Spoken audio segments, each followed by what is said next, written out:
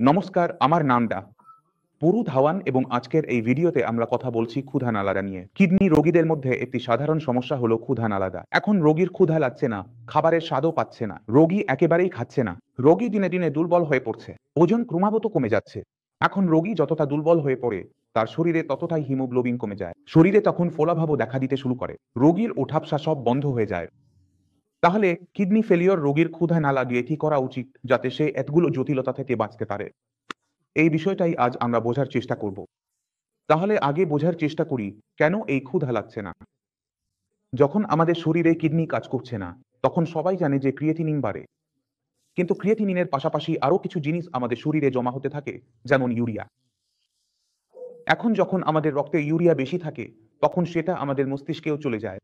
মস্তিষ্ককে সেটা তার স্বাভাবিক কাজ করতে দেয় না, অথবা তার কাজগুলো কমে যায়। তাহলে যখন আমাদের পেটে আমরা ক্ষুধা অনুভব করি, তখন সেটা আমাদেরকে অনুভব করায় পেট না, পেট ব্রেনকে সিগন্যাল দেয় যে তোমার ক্ষুধা লেগেছে, খেতে চাও।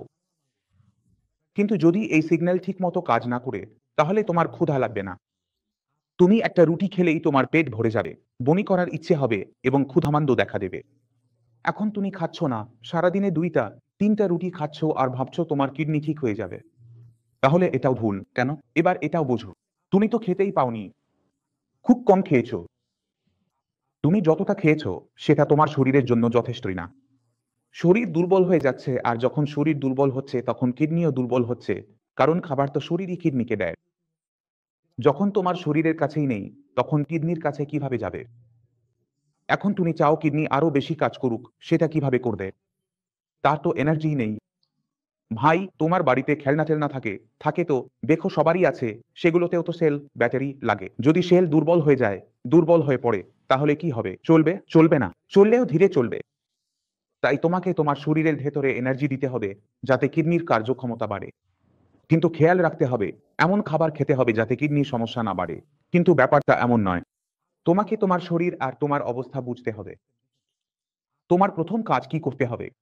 তোমার শরীরের ইউরিয়া লেভেল কমানোর চেষ্টা করতে হবে, এবং খাওয়া দাওয়ায় এমনভাবে খেয়াল রাখতে হবে যাতে শরীরে টক্সিক জমা না হয়, যাতে তোমার ক্ষুধা ভালোভাবে ফিরে আসে। তাই আমাদের প্রথম কাজ হচ্ছে ওষুধের সাহায্যে রক্ত পরিষ্কার করা শুরু করা। আর যখনই তোমার রক্ত একটু হলেও ৫-১০% পরিষ্কার হতে শুরু করবে, তখন কি হবে? তোমার ক্ষুধা দ্রুত খুলে যেতে শুরু করবে, পেটে মোচড় বা ব্যথা শুরু হবে, তুমি খাওয়ার জন্য চাইতে শুরু করবে, এবং এটাই সবচেয়ে ভালো লক্ষণ। এখান থেকেই রোগীর সুস্থতা শুরু হয়। এটাই প্রথম লক্ষণ যা বলে দেয় যে আমি যে ওষুধ নিচ্ছি, যে চিকিৎসা করছি, সেটা ঠিকঠাক চলছে কিনা। কারণ যেই না আমি খাওয়া বাড়ালাম, আমার শরীরে এনার্জি এলো, আমার মধ্যে এনার্জি এলো, আমার কিডনিতেও এনার্জি এলো। কিডনির যে এনার্জি, সেটা দিয়ে কিডনি ভালোভাবে কাজ করেছে। কিডনি ভালোভাবে কাজ করায় কিডনি ইউরিয়া বেশি পরিমাণে বের করে দিল, এবং আমার অবস্থা দিন দিন আরো ভালো হতে লাগলো। আপনার এই হারিয়ে যাওয়া খাওয়ার ক্ষমতা ফিরিয়ে আনতে একটু ওষুধ খেতে হয়, এবং এতে আমি কোনো ধরনের সাহায্য করতে পারি না। ঠিক আছে, তাহলে আপনি আপনার ক্ষুধা বাড়ান, যেভাবেই হোক বাড়ান। আর যখন আপনার ক্ষুধা খুলে যাবে, তখন কি খাচ্ছেন সেটাও খুব গুরুত্বপূর্ণ। কারণ যদি আপনি শুধু লাউ, ঝিঙ্গে, টিন্ডাই খান, তাহলে ক্ষুধা বাড়ানোর চেয়ে না বাড়ানোই ভালো। আমি সত্যি কথা বলছি, কারণ আপনি যদি এর পুষ্টিগুণ দেখেন, তাহলে সেটা খুবই কম। ঠিক আছে, এতে সলিউবল ফাইবার বেশি, ইনসলিউবল ফাইবার কম। ঠিক আছে, রোগী প্রতিদিন এই টেক্সচারবিহীন খাবার খাচ্ছে, তাই খাবার সামনে এলেই তার ক্ষুধা মরে যায়। তাই যদি আপনি আপনার ক্ষুধা বাড়াতে চান, তাহলে আপনাকে সেই খাবার প্লেটে রাখতে হবে যা সুস্বাদু। যেমন আপনি বাড়িতে ২টা রুটি খান, কিন্তু রেস্টুরেন্টে গেলেই ৪টা রুটি খেয়ে ফেলেন। কেন? কারণ খাবারটা বেশি সুস্বাদু লাগছিল। কিন্তু প্রতিটা খাবারের মধ্যেও কিছু জিনিস থাকে যেগুলো আমাদের পছন্দের। যেমন আপনি একটা রুটি খান, কিন্তু যদি আমি আপনাকে মেথির রুটি দিই, তাহলে আপনি একটু বেশি খেয়ে নেবেন। ঠিক বলছেন। এখন আপনি বাড়িতে একটা সাদামাটা রুটি খান। যদি আমি এই সাদামাটা রুটির মধ্যে পেঁয়াজ ভরে পরোটা বানিয়ে দিই, ভাজা না, তাহলে আপনি একটু বেশি খেয়ে নেবেন, তাই না? তাহলে এই যে এক খাবার থেকে, এক রুটি থেকে, বা একটু কম টেস্টি থেকে বেশি টেস্টি যেটার মধ্যে পুষ্টিগুণ বেশি, তার দিকে যাওয়ার এই রিপ্লেসমেন্টটা আমাদের কিডনি ফেলিয়ার রোগীদের জন্য খুবই উপকারী হয়। তাহলে যদি আপনার খিদে না লাগে, তাহলে প্রথম কাজ হচ্ছে ফোন করা।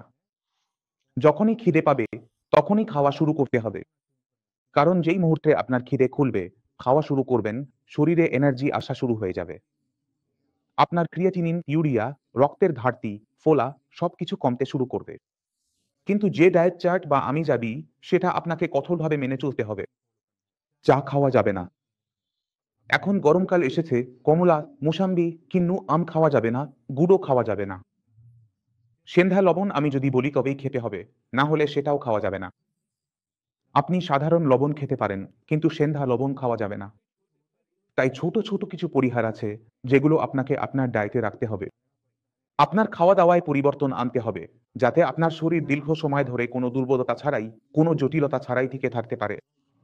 তাই এই বিষয়টা বুঝে নিন এবং যাওয়ার আগে অবশ্যই কিছু রোগীর সঙ্গে, আপনার মতো রোগীদের সঙ্গে দেখা করে যান।